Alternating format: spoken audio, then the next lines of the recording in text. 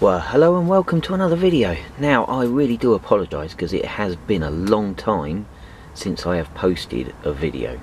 So this is going to be an update video on Earldean. I've done a couple of bits and pieces on that, nothing major. So I'm just going to update on that, and then once we've done that, we're going to go back down the other shed and have a look at progress on that, because things have moved on a little bit from there. So you can see we've got a nice new sign. Now you'll have to apologise because I can't remember whether I've put this sign up before. So we've got a nice new sign. So it looks like an old railway sign, station railway sign. So I had this made up at one of the exhibitions and it's stuck on the end panel. So this is the fiddle yard end panel, and this sign goes up on there so when people come in and have a look they can see what the name of the station is. So it's quite nice. I've also done this as well and I quite like this. This is a suggestion from one of the chaps at where I work. It's just a little bit of a questionnaire on the railway station, so just something for the kids to have a look at when they come. So, can you see a goose? I've put a goose in the layout now. How many post boxes can you see? How many bicycles are there? And can you see Alfie the station cat? Oh, and Hugo the farmer's sheepdog as well. So that's a nice little sign. So that's one of the additions we've done to the layout. Excuse the dodgy camera work just while we get that out of the way.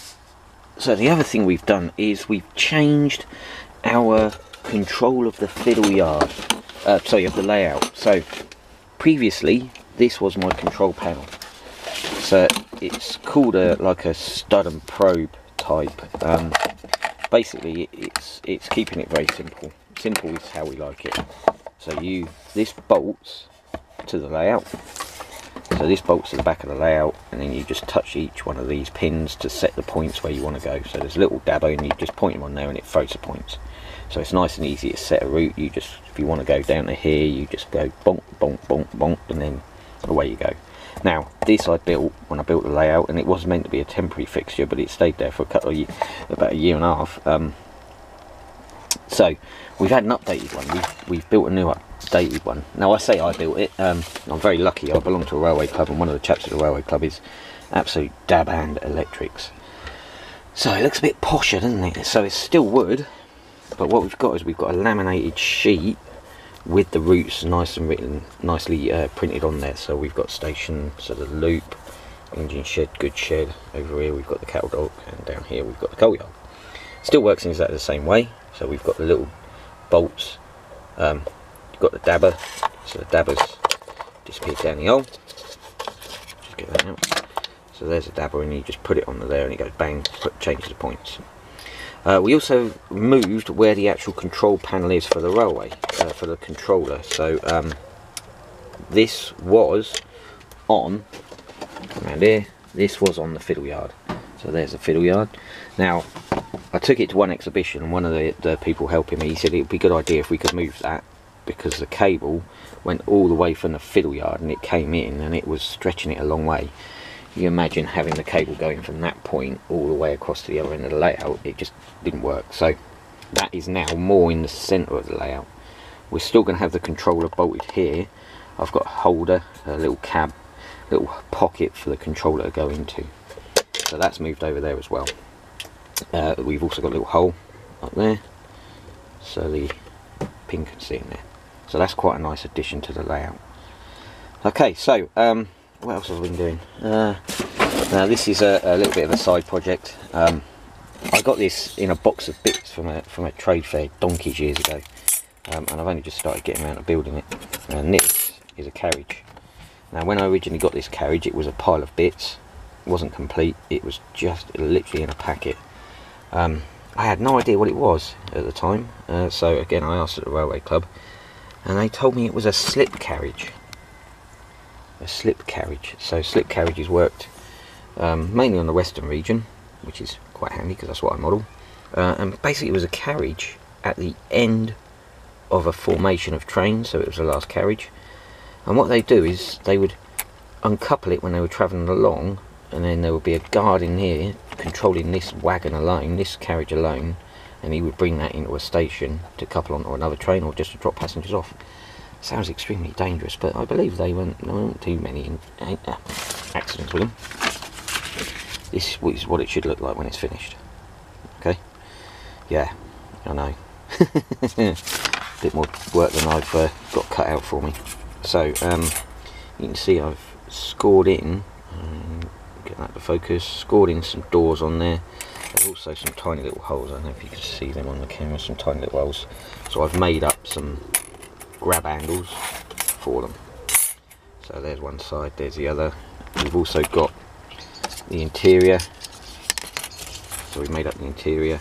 So this is all plasticard. These bits here are brass, but the rest of it's plasticard. The seats are pre-formed, they just come in a long rail and you just cut them to whatever shape you need. So that will sit in there. Also got a roof to go on it. Now I've ordered up some more brass rod because I've only got a short little bit left. I've got to make up some more handles. And again, I don't know if you can see that on the picture, but there is, going through the window, there is another handrail. So I haven't got enough for doing the handrail across there as well. So we're going to do that. So that's, again, a bit of an ongoing project. It's kind of going semi-well. So a lot of this is white metal. The actual frame, so that frame is plastic, so I made that, scratch built that out of plastic. The air cylinders are white metal soldered together, as are the bogies. So the bogies are white metal that I've soldered together with brass bearings in there. Brake gear again is white metal, as are the battery boxes. So we've put that all together, given it paint, so it don't look too bad, and then when it's finished it will kind of look like a carriage, I'm hoping. Again, we'll see how we go. So that's kind of finished on Earldean and an update on what projects we're doing. I'm going to go down the shed now and update you on what's happening down the shed. So here we are down the shed. Things haven't been making a massive amount of progress down here because we've had some very nice weather recently and doing other stuff out in the garden and bits and pieces. But today's a wet weekend, so we've come down the shed and we're having a bit of a play. So a lot of the track I've started wiring up, so we've managed to get quite a bit of the track wired up successfully. We've still got a couple of points to do. I say a couple, quite a few points to do. I think I've only managed to do 2 so far. What I mean is I've managed to add point motors and make them wired successfully, so the point will switch with the point motor. So as you can see, we've got a little diesel going around, little multiple unit trundling its way around, and this is just to demonstrate to you that it does work, and we've got a track going around, a train going around a full circuit. So these are 2 points, this one here and this one here, that we've managed to wire in, so they actually work off of the polarity of the switch. We've yet to make a control panel. I'm thinking, and you will have to forgive the mess, I'm thinking about having a control panel here, so if somebody wants to come and visit the layout, they can operate it from here. The door's there, so they can lean through and operate it from here. And that's a bit annoying because I wanted to show you the train going up the hill. So it actually manages to get up and down the hill. Now, we have got a massive problem. It don't like going that way. Now that way is a bit steep.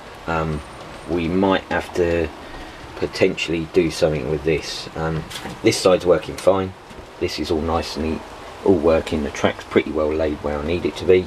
And wired in as well. I don't think you see the track droppers there, so there's a bit of wire on that one there, so the track droppers are in there, you can see. So each track is wired up, so we're not relying on the joining plate. So years and years ago, where the track was, you used to have a little fish plate in there, and that can take the conductivity from one track to another. With digital, we want everything to be live, so I've wired every single piece of track live. So here we can see the train coming through the tunnel, that nice arty shot, lovely.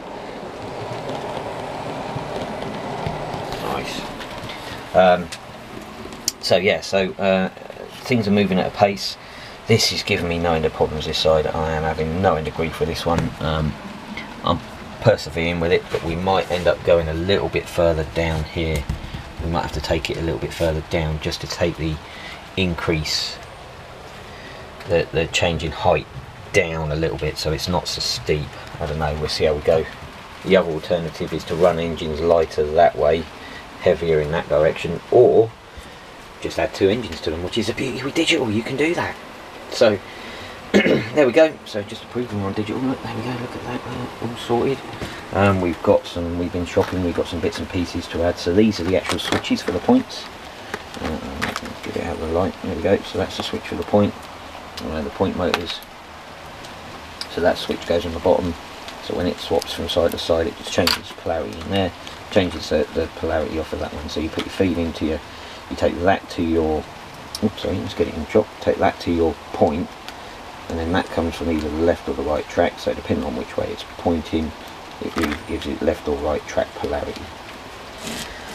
So there we go, so we've got a lovely train going around. Look at that, awesome, fantastic. You can see we've got a few drips in there, more rain's coming through, don't get miserable out there today.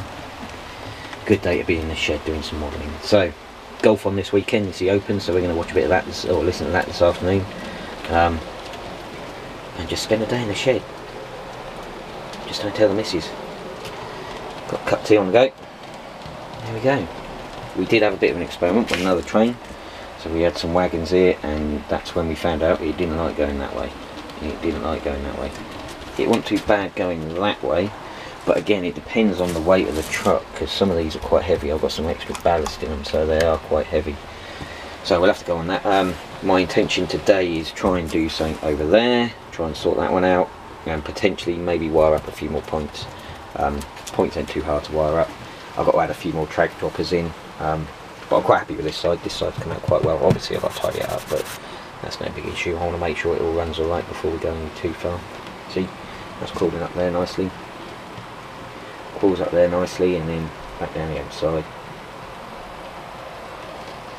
Now the beauty with digital is you don't get that rush of speed as it goes down the other side. You have control, the motor control is fantastic. It uses something called back EMF to control the motor speed, so the processor inside the chip is good at working out what speed it needs to be, so you don't get that massive rush of speed when you go back down the other side.